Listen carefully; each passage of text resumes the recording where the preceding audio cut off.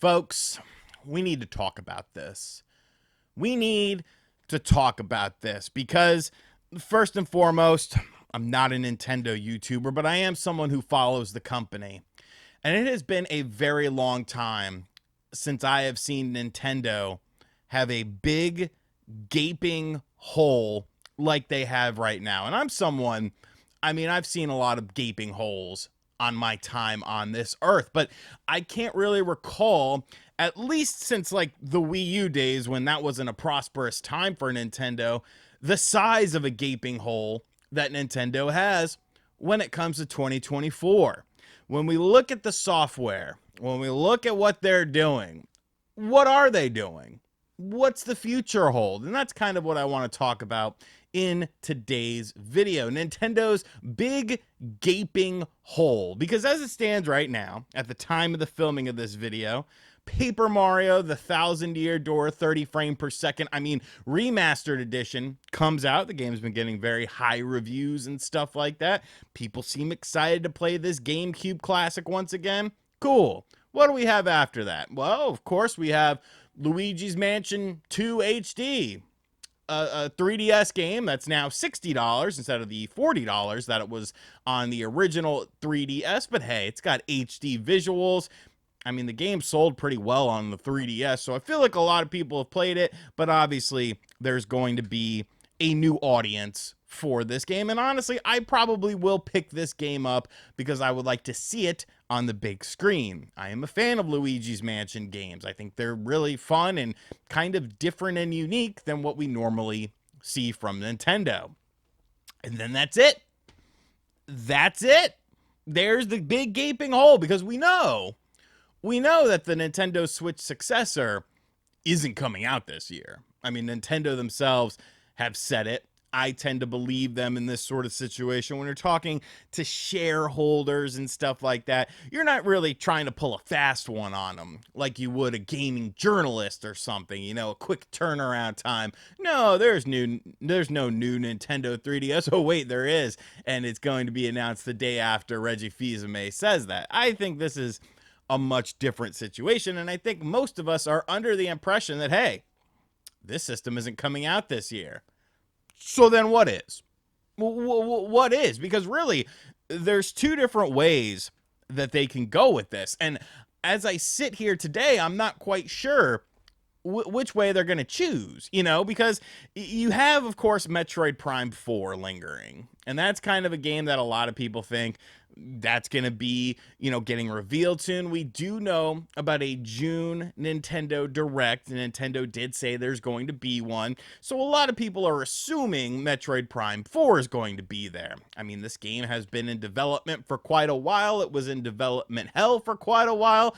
And I think that there is a chance, and let's say that it is at this June Nintendo Direct. That's one game. And I don't even necessarily feel 100% confident that it's going to be there. So what else are they going to do? Because like I said, you really could go two different directions with this. And what I mean by that is, look at this current console generation for the other companies. Look at what PlayStation did. Look at what Xbox did, transferring from the PS4 to the PS5, transferring from the Xbox One to the Xbox Series X and S. Most of those games, for the first few years, still had PS4 versions. They still came out on the PS4. As we stand right now, halfway roughly through 2024, there are still a litany of PlayStation 4 games, big PlayStation 4 games that still come out. Now, granted, some of them aren't necessarily first party anymore. They've kind of moved on a bit from that, but third party companies are still supporting these older systems because of the install base. So when I think about that, I think about, well, what's Nintendo going to do? Because they could just cut off the console generation. Something like we saw with the Nintendo 3DS. What came out after the Switch came out? Ever Oasis. Was that really moving a bunch of units? You got Metroid, Samus Returns. Really cool game, honestly. I wish it would have came out on the Switch instead of the 3DS, but then that was it. Companies, pretty much everyone, just stopped making games for the 3DS and started making stuff for the Nintendo Switch. is that going to be the direction that Nintendo goes in? Because if that's the case, then I foresee the rest of this year, I mean, essentially being filler. And filler isn't necessarily a bad thing if it's filler of stuff that you want. You know, a Mario sports game. Although the Mario sports games have been rather questionable thus far on the Nintendo Switch, if I might say so in my opinion.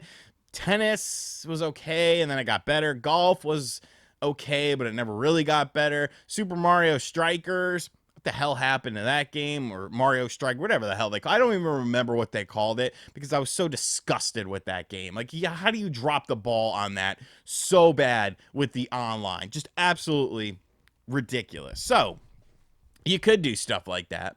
You could do your Wind Waker HD, your Twilight Princess HD. I don't want to see any gaming journalists taking a victory lap for leaking that, though, because there has to be some sort of time limit on this sort of. There has to be a time limit. Like, you can't just, you know, put something out into the air. It comes out 5 years later, and they're like, oh, looks like I was right. It's like, shut up. Shut up. You were not right. A broken clock is right twice a day. Like, just, you know, get your ego in check. So they could go that route, the filler route. Or they could look at the Nintendo Switch successor and be like,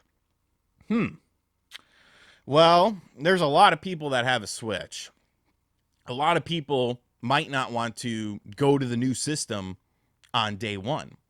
So if that's going to be the case, then I could foresee bigger titles releasing, you know, not just remakes and remasters and smaller budget productions. I don't necessarily think you're going to see like a new 3D Mario or a new Legend of Zelda game. There has been rumors about a Legend of Zelda spinoff. Maybe you could do something with that.